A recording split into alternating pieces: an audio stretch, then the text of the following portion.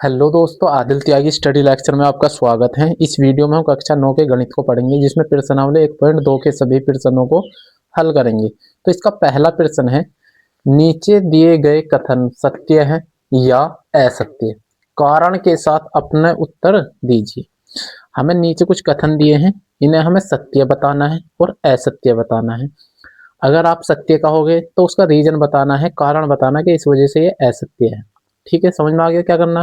जैसे पहला प्रश्न है इसका, प्रत्येक अपरिमेय संख्या, प्रत्येक अपरिमेय संख्या एक वास्तविक संख्या होती है। तो ये क्या है? सत्य है। क्या है इसका आंसर? इसका आंसर आएगा सत्य। सत्य। अब ये सत्य क्यों है, इसको जानेंगे। चलिए यहाँ पे जानते हैं। जैसे हम जानते हैं वास्तविक संख्या, ठीक है। तो वास्तविक संख्या क्या होती है? परिमेय और अपरिमेय, इन दोनों के समूह को हम क्या कहते हैं? वास्तविक संख्या कहते हैं। ठीक है, तो समझेंगे। अगर मैं कहूँ सारी वास्तविक संख्या परिमेय होती हैं क्या, तो ये गलत होगा, क्योंकि वास्तविक संख्या में तो अपरिमेय भी आता है। अगर मैं कहूँ प्रत्येक परिमेय संख्या वास्तविक होती है, हाँ होती है। अगर मैं कहूँ प्रत्येक अपरिमेय संख्या वास्तविक संख्या होती है, हाँ होती है। ठीक है, तो इसे यहाँ समझेंगे ध्यान से। देखो चलो यहाँ पे समझा रहा हूँ। यहाँ पे लिख दी मैंने वास्तविक संख्या,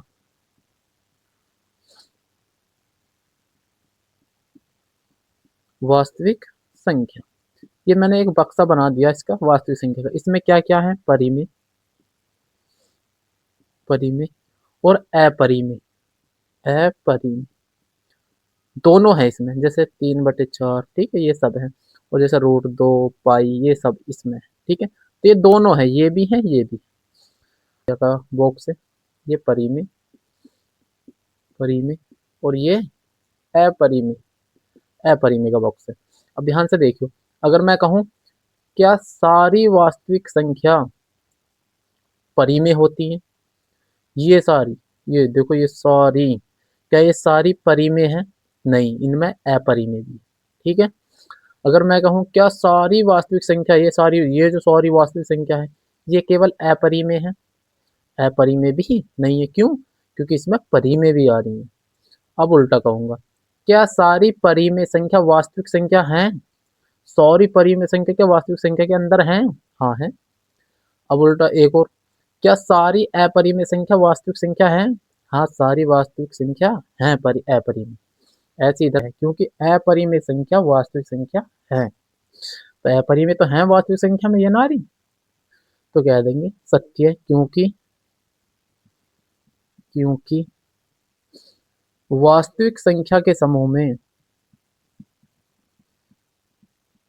वास्तविक संख्या के समूह में, समूह में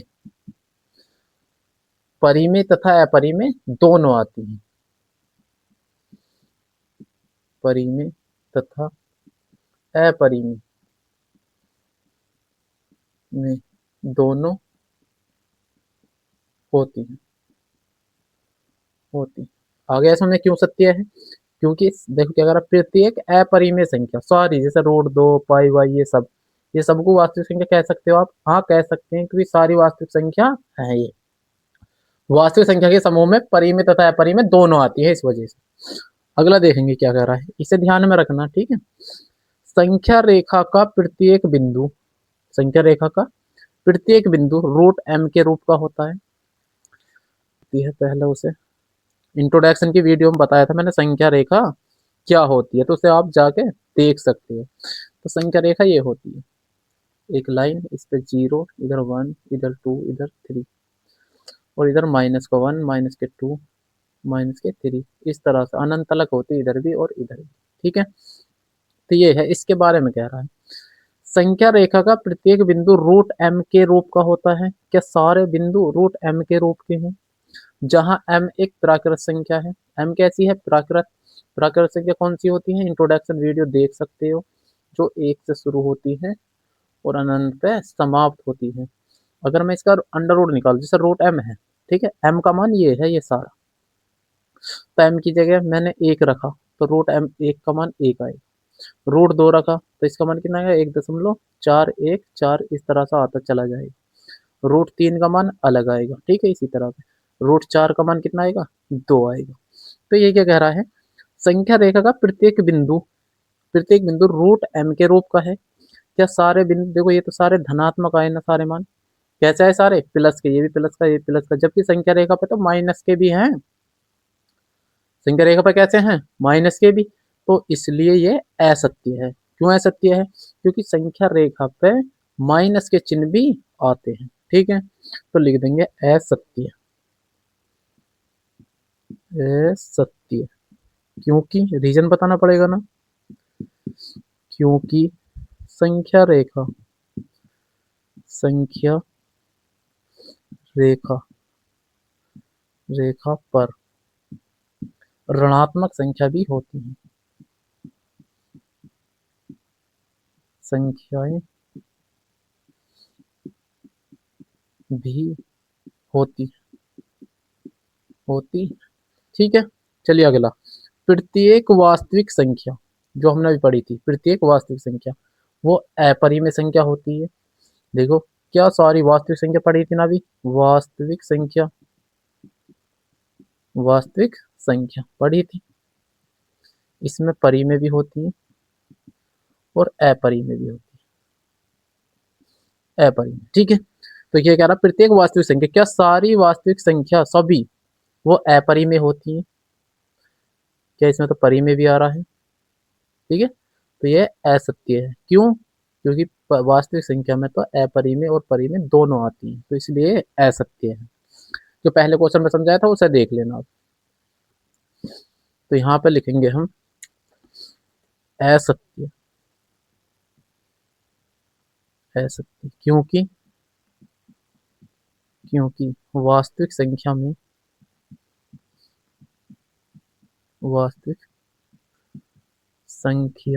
के समूह में परिमेय तथा अपरिमेय दोनों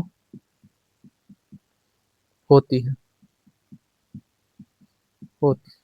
चलिए क्वेश्चन कंप्लीट हो गया। अगर इसमें कोई मिस्टेक होगी तो आप इंट्रोडक्शन की वीडियो जाके देख लो, अगर समझ में कम आ रहा हो, ठीक है। चलिए तब करते हैं नेक्स्ट क्वेश्चन। चलिए क्वेश्चन नंबर 2 है, क्या सभी धनात्मक पूर्णांकों के वर्गमूल अपरिमेय होते हैं। तो क्या सभी धनात्मक पूर्णांक, पहले तो धनात्मक पूर्णांक समझेंगे। धनात्मक पूर्णांक, पहले तो पूर्णांक समझ लो। पूर्णांक ये होते हैं 0 1 2 3 डॉट डॉट, इधर -2 -3, इधर भी डॉट डॉट, मतलब ये सारे क्या होते हैं, पूर्णांक कहलाते हैं। अब धनात्मक कितना बोलते हैं, 0 से इधर वालों को सभी को धनात्मक बोलते हैं हम, धनात्मक, ठीक है। तो ये धनात्मक कौन से, इन्हीं के बारे में कह रहा।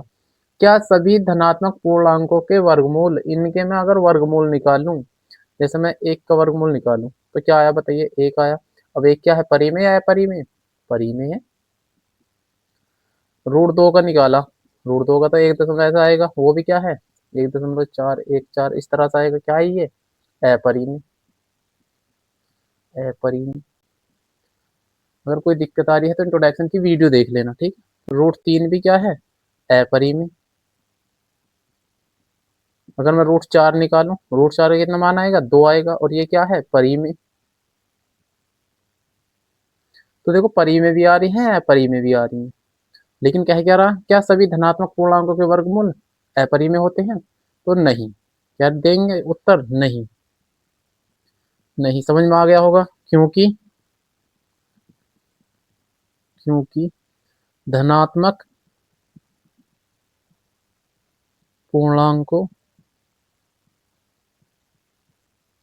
पूर्णांकों के वर्गमूल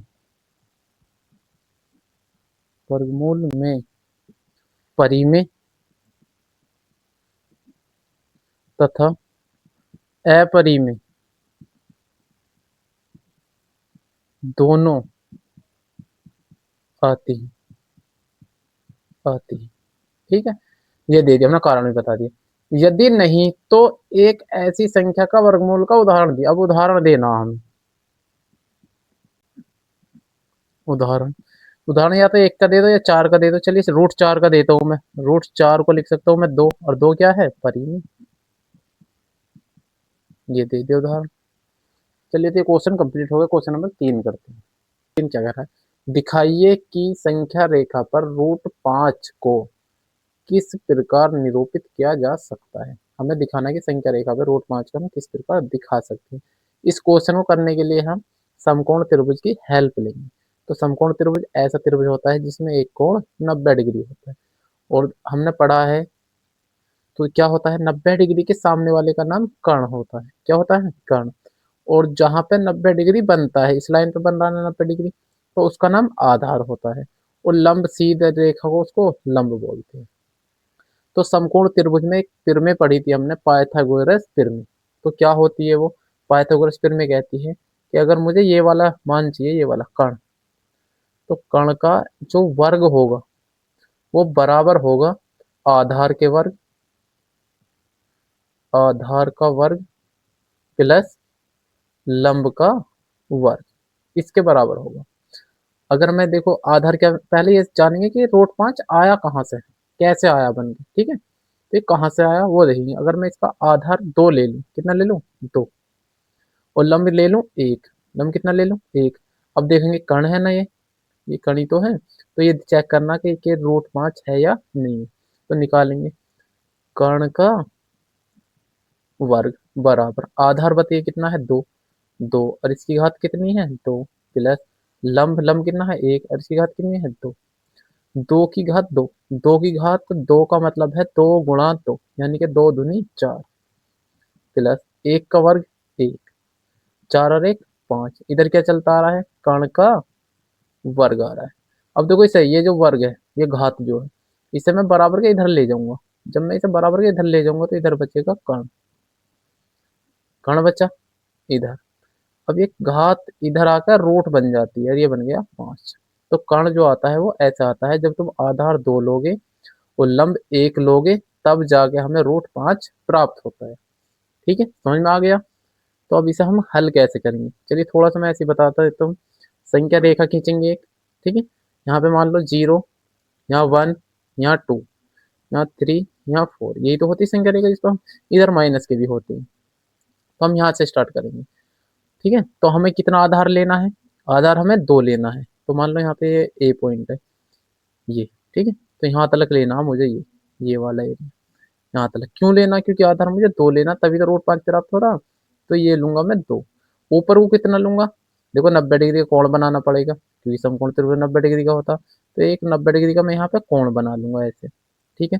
अब जितनी यहाँ से यहाँ तक की दूरी है, उतनी दूरी यहाँ से यहाँ तक लेके इसे कट कर दूंगा, इसे और इसे मिला दूंगा, ठीक है।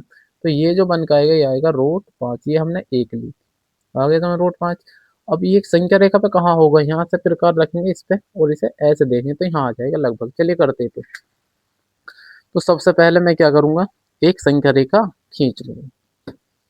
चलिए तो मैंने खींच ली एक संख्या रेखा, ये खींच ली, ठीक है। संख्या रेखा खींच लेंगे। अब इस पे क्या करना तुम्हें, यहाँ पे एक पॉइंट मान लेंगे हम, जैसे उस पर माना था 0, ठीक है। अब इससे मुझे एक एक इकाई के चाप लगा लगा के एक इकाई लेना है।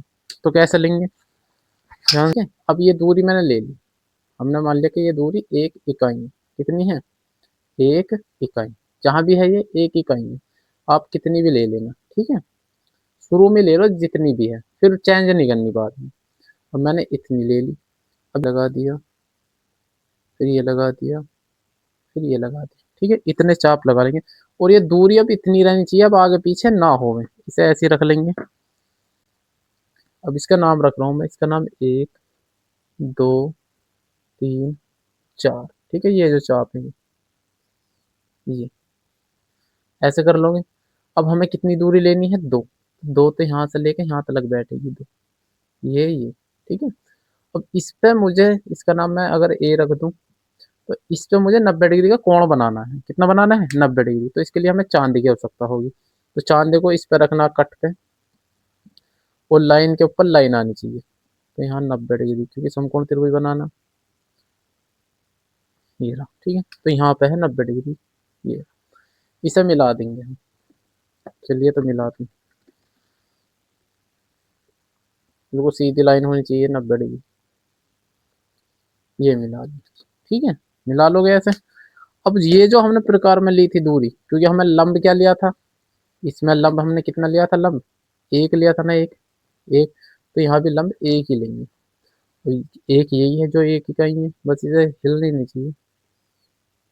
यहाँ पे कट कर देंगे, ये कट कर दिया ऐसे, ठीक है। जहां पे भी कट करा है इसे मिला लेंगे, चलो मिला लेते हैं, ये मिला लें।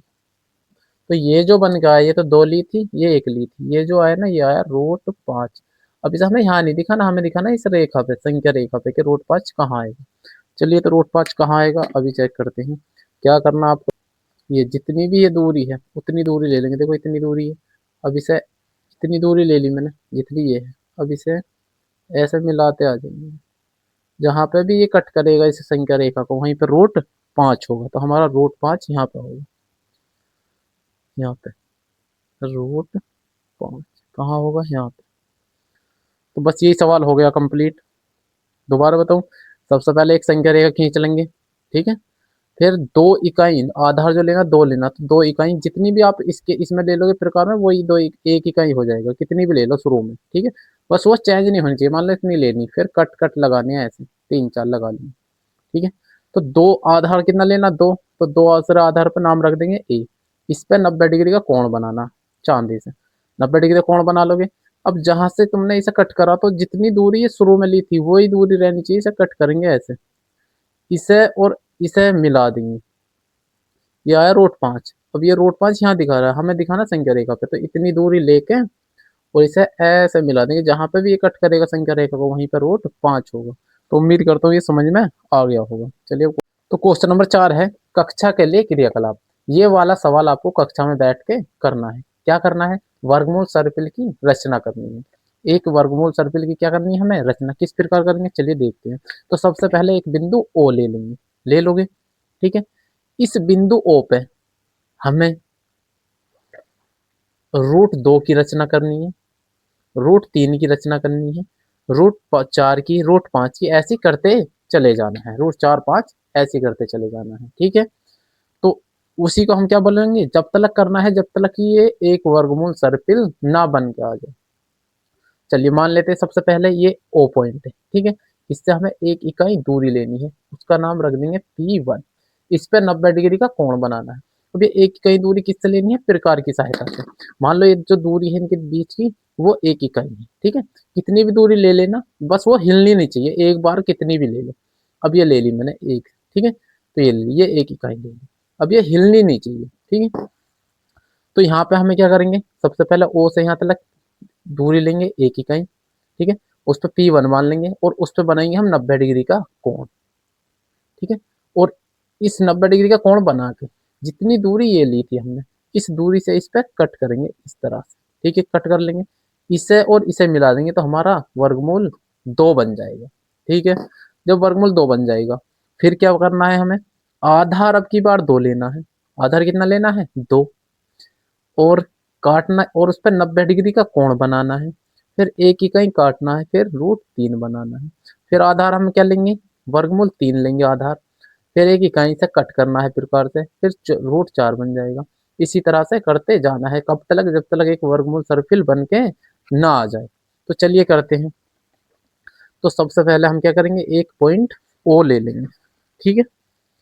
चलो मैंने ले लिया ये वाला एक पॉइंट ओ ले, इसका नाम ओ रख दिया, ठीक है। अब इससे मुझे एक इकाई दूरी लेनी है, कितनी दूरी लेनी है, एक इकाई। प्रकार में जितनी भी दूरी भर लो, बस अंदाजे से वही रहने देना। ये मान लेते हैं हमने एक इकाई, ठीक है। तो एक इकाई की दूरी में ले लूंगा और इसे खींच दूंगा, ये ले लूँ, ठीक है। जहां पे ये कट कर रहा था यहाँ पे, इसका नाम पेज पे, ये रहा, ठीक है। तो सबसे पहले हमने एक बिंदु ओ ले लिया और एक इकाई ये दूरी ले ली प्रकार की सहायता से, ये वाली, ठीक है, एक इकाई। अब ये कब सेम ही रहेगी, ठीक है। अब ये हो गया P1, इसका नाम कितना रख दिया, P1। अब इस पे मैं 90 डिग्री का कोण बनाऊंगा, तो 90 डिग्री का कोण किससे बनाएंगे हम, चांदे की सहायता से। चलिए, यहाँ पे ये बीच का जो है इसे रख लेंगे और लाइन के ऊपर लाइन आ जाएगी, और ये रहा, हाँ, ठीक है। इसे मिला देंगे, तो ये आ जाएगा हमारा 90 डिग्री का। सेम टू सेम ऐसे ही करना आप भी। ये 90 डिग्री बना दिया 90 डिग्री का कोण। अब इसको जो हमने दूरी ली थी, अब दूरी में कोई भी गैप में समान रहे, जो कुछ भी अंतर ना आए, तो यहाँ से इसे कट कर देंगे। ये कर दिया कट, इसे मिला देंगे, इसे मैं मिला दिया, ये मिला दिया। तो ये एक इकाई ली थी ना हमने दूरी, एक इकाई से, एक इकाई ये मान के चले थे, एक इकाई दूरी ये ली, एक इकाई से कट करा, तो ये जो बन का आया, ये आया हमारा वर्गमूल 2 आया। ठीक है। और वर्गमूल 2 आने के बाद अब रूट जहाँ पे ये है, ये जो लाइन है, इसको आधार मानना है। हम किसको आधार मानना है? इसको। और इस पर 90 डिग्री का कोण बनाना है यहाँ पे। तो देखो आधार जब मैं ये मानूंगा तो इस पे लाइन यहाँ आएगी ऐसे, चांदा इस तरह से आएगा। जहाँ पे कट कर रहा है यहाँ पे ये ले लेंगे कट, और लाइन के ऊपर लाइन जानी चाहिए ये। ठीक है। अब 90 डिग्री कहाँ पे बन रहा है? ये बन रहा। आधार हमें किसे मानना है? √2 को। 90 डिग्री कहाँ बन रहा है? ये बन रहा। और इसे मिला देंगे, 90 डिग्री का कोण बनाएंगे यहाँ पे। ठीक है। 90 डिग्री बन जाएगा। ठीक। अब इस पर जो प्रकार की वही दूरी सेम ही रहनी चाहिए। अब इसे मैं इसे कट कर दूंगा इस तरह से, ये कट कर दूंगा। इसे फिर मैं किससे मिला दूंगा? बिंदु ओ से। इसी पे बनाना है ऐसे वर्गमूल सर पे, बिंदु ओ पे। तो ये जो बन के आया, ये आया मेरा √3। क्या आ गया? ये √3 आ गया। अब इस पे 90 डिग्री कोण बनाएंगे कैसे? लाइन के ऊपर लाइन आनी चाहिए ये, और ये लाइन के ऊपर लाइन। ठीक है। 90 डिग्री ये बन रहा इधर, तो लाइन खींच दूंगा मैं, 90 डिग्री का कोण बना दूंगा इसमें, ये बना दिया। ठीक है। अब इससे जो हमारी दूरी थी ये समान रहनी चाहिए, इससे कट कर देंगे इसको, ये कट कर दिया। इसे मिला दूंगा मैं इससे ओ से। ठीक है। ये मिला दिया, तो ये आ जाएगा हमारा √4। अब √4 को आधार मान के यहाँ 90 डिग्री का कोण बनाना। अब आधार क्या हो गया? मतलब ये वाली लाइन किस पे लानी है? √4 की लाइन पर, ये कट पे यहाँ पे मिलाना है। अब इस पे 90 डिग्री का कोण बनाना है। ठीक है। लाइन के ऊपर लाइन आनी थी, ये आ गया। ये बना देंगे हम 90 डिग्री।